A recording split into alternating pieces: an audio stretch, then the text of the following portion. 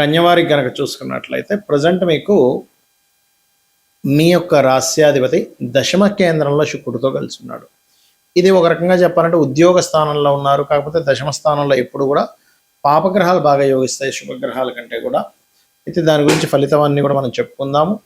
మరియు 6వ భావంలో రాహు యొక్క సంచారం, చతుర్థంలో ఈ పక్షంలో 1వ తేదీ నుంచి 15వ తేదీ వరకు ఉండేటువంటి జూన్ మాసంలో ఉండే పక్షంలో ఎప్పుడైతే చంద్రుడు 3వ భావం నుంచి ఒక 7 రాహులు తిరుగుతాడు ఈ వారం అంతా కూడా. సప్తమ శని, అష్టమ కుజుడు, భాగ్యస్థానంలో రవి, దశమంలో శుక్రబుధుడు, ఏకాదశంలోకి మారుతున్నాడు గురువు. ఈ యొక్క పక్షంలో 2వ తేదీ నుంచి మారిపోతున్నాడు. 12వ స్థానంలో కేతు ఉన్నాడు. ఈ యొక్క గ్రహాల యొక్క స్థితిని బట్టి మీకు ఎటువంటి విషయాల్లో చక్కటి ఫలితాలు జరగనున్నాయి, ఏ విషయాల పట్ల జాగ్రత్తగా ఉండాలి, ఏ దేవతారాధన చేయాలి అనేటువంటి అంశాలు చెప్తుంది నేనైనప్పటికీ చెప్పిస్తుంది సాక్షాత్ లలిత అమ్మవారిగా భావిస్తూ, ఆ లలితాంబిక అమ్మవారి యొక్క అనుగ్రహం మీ కన్యారాశి వారికి పూర్తి అనుగ్రహాన్ని ఇవ్వాలని మనస్ఫూర్తిగా కోరుకుంటూ, ఇక్కడ గమనించుకున్నట్లయితే మీకు ఎప్పుడైతే లగ్నాధిపతి దశమ కేంద్రంలో ఉంటూ శుక్రుడితో కలిసి ఉన్నాడో, ఆర్ట్స్ రిలేటెడ్, మార్కెటింగ్ రిలేటెడ్ సంబంధించిన ఏదైనా కళారంగాలకు సంబంధించిన, ఫ్యాషన్ రంగాలకు సంబంధించిన ఉద్యోగ అవకాశాలు మీకు చక్కగా రానున్నాయి. అలాగే మరొక విషయం ఏంటంటే ఇక్కడ ఈ కాంబినేషన్ ఏదైతే ఉందో, అంటే ఈ కన్యారాశి వారికి ప్రధానంగా ఈ 3వ అధిపతి అష్టమంలో ఎప్పుడైతే ఉన్నాడో కొన్ని కమ్యూనికేషన్స్ ఎవరితోనైనా మాట్లాడేటప్పుడు లేదా వాహనం మీద వెళ్ళేటప్పుడు కొంచెం తెలియని ఘర్షణ వాతావరణం పెరుగుతూ ఉంటుంది, గుర్తుపెట్టుకోండి. అదేవిధంగా ధనాభివృద్ధి అయితే ఖచ్చితంగా ఉంది, అందులో ఎటువంటి సందేహం లేదు. 1వ తేదీ మాత్రం ఎట్టి పరిస్థితుల్లో అవతల వారి గురించి పూర్తిగా తెలియకుండా అగ్రిమెంట్స్ గట్రా ఏమి చెయ్యకండి నా మాట విని. మరియు ఎప్పటి నుంచో ఫలానా ప్రాపర్టీ కొనుగోలు చేయాలి, లేకపోతే ప్రాపర్టీకి ఏదైనా లాభం రావాలి, అంటే లోన్స్ రావాలి అనుకునేటువంటి వారికి ఆస్తి మూలంగా లోన్స్ వచ్చేటువంటి యోగం బలంగా ఉంది, అందులో ఎటువంటి సందేహం లేదు, గుర్తుపెట్టుకోండి. అలాగే ఇక్కడ ఏంటంటే 6వ భావంలో ఎప్పుడైతే రాహు ఉన్నాడో శత్రువుపై జయము, కాంపిటీషన్ రిలేటెడ్ సంబంధించిన వాటిలో కలిసి రావడం అనేటువంటిది బలంగా చూపిస్తుంది. ఇష్టపడిన వారిని వివాహం చేసుకోవాలనేటువంటి గతంలో మీరు చేస్తున్న ప్రయత్నం ఒక రకంగా చెప్పాలంటే ఒక కొలిక్కి రానుంది. కాకపోతే ఈ ఎండలో ఎక్కువ తిరగడం చేయకండి, ఎందుకంటే ఎండ వల్ల ఆకస్మికంగా కొన్ని ఇబ్బందులు, అగ్ని ప్రమాదాలు, ఎందుకంటే అష్టమంలో కుజుడు ఉన్నాడు కాబట్టి అగ్ని ప్రదేశాలకి, లేకపోతే ఎక్కడైనా మనకి ఇది షాక్ కొడుతుంది, లేకపోతే ఈ పొయ్యి అంటే కొంతమంది చూడండి ఇంట్లో కూడా స్త్రీలు కొంతమంది పొయ్యి దగ్గర ఏదో చేస్తూ కూడా కాల్చుకుంటూ ఉంటారు, కొంచెం జాగ్రత్తగా ఉండండి. అలాగే ఇన్వెస్ట్మెంట్ చేసేటప్పుడు ఎట్టి పరిస్థితుల్లో ఆదివారము, మంగళవారము తొందరపడి ఇన్వెస్ట్మెంట్ చేయకండి. అసలు నన్ను అడిగితే ఇన్వెస్ట్మెంట్ చేసే విషయంలో దూరంగా ఉండడం మంచిది ఇప్పుడు ఉండేటువంటి కండిషన్లో. ఇక మీరు నిత్యము వెంకటేశ్వర స్వామిని కనుక ఎంత ఆరాధిస్తూ ఉంటే అంత బాగుంటుంది మీకు. మనకి ఈ గోచారంలో ఉండే గ్రహాల మూలంగా కూడా ఇప్పుడు చూడండి సర్వసాధారణంగా మే ఎండింగ్ కల్లా అయిపోతుంది మనకి ఇప్పుడు కూడా ఎండాకాలం అనేటువంటిది.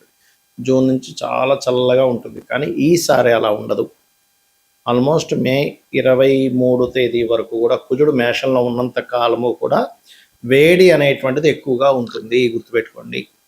ఎండ తీవ్రత ఎక్కువగా ఉంటుంది. ఈసారి ఉండేటువంటి ప్లానటరీ పొజిషన్స్ వేరు. అలాగే కయ్యానికి కాలు దూతున్నట్టుగా ప్రతి దేశం కూడా ఏదో ఒక కారణం చదవండి. లాస్ట్ ఆల్రెడీ 2-3 నెలల నుంచి చెప్తూనే వస్తున్నాం, ఈ కుజుడు మారినా కూడా ఈ ఫలితం ఉంటుంది అని. ఆ రకంగా మరియు ఎప్పుడూ చూడనంత వర్షం, ఎప్పుడూ చూడనంత వాటర్ రిలేటెడ్ ఇబ్బందులు, అంటే చూడండి ఒకేసారి పెద్ద పెద్ద ఉప్పెనలా వస్తూ ఉంటాయి, అటువంటివి రానున్నాయి. కాబట్టి నీటికి సంబంధించిన, అంటే నీటి ప్రదేశాలకు దగ్గరలో, అంటే సముద్రాల దగ్గర, నదుల దగ్గర, మరియు మనకి చూడండి ఒక్కొక్కసారి లాస్ట్ టైం కూడా మన విజయవాడలో వచ్చింది చూసారా, ఆ ప్రవాహం కాస్త వర్షం ఎక్కువ రావడం వల్ల అటువంటి వాటిల దగ్గర నివాసం ఉండేటువంటి వారు కాస్త జాగ్రత్తగా ఉండండి.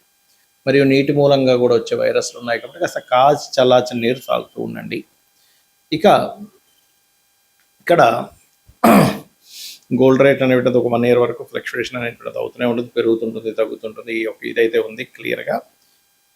ఇక మరొక విషయం ఏంటంటే, ఒక రాజకీయ నాయకుడికి అతని పదవి మీద కొంత ఇబ్బంది పడే యోగం ఉంది, చాలా సీనియర్ రాజకీయ నాయకుడికి. ఎందుకంటే ఇక్కడ ఉండేటువంటి రవి ఉండే స్థితి, రవి రాశుల్లో ఉండే కేతు స్థితి ఉంది కాబట్టి రాజకీయ నాయకులు కొద్దిగా జాగ్రత్తగా ఉండాలి.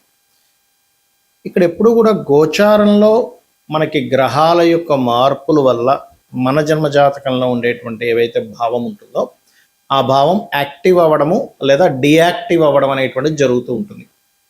అయితే ఎప్పుడు కూడా గోచార ఫలితం ఒక 10 to 15% అనుకుంటే మీ పర్సనల్ చార్ట్, ఎందుకంటే మీరు పూర్వజన్మల్లో ఎటువంటి మంచి కర్మలు చేశారో తద్వారా జననం, ఎటువంటి మనకు తెలుసో తెలియక కొన్ని అజ్ఞానంలో కొన్ని కర్మలు చేస్తుంటాం, తద్వారా కొన్ని ఇబ్బందులు పడుతూ ఉంటాం.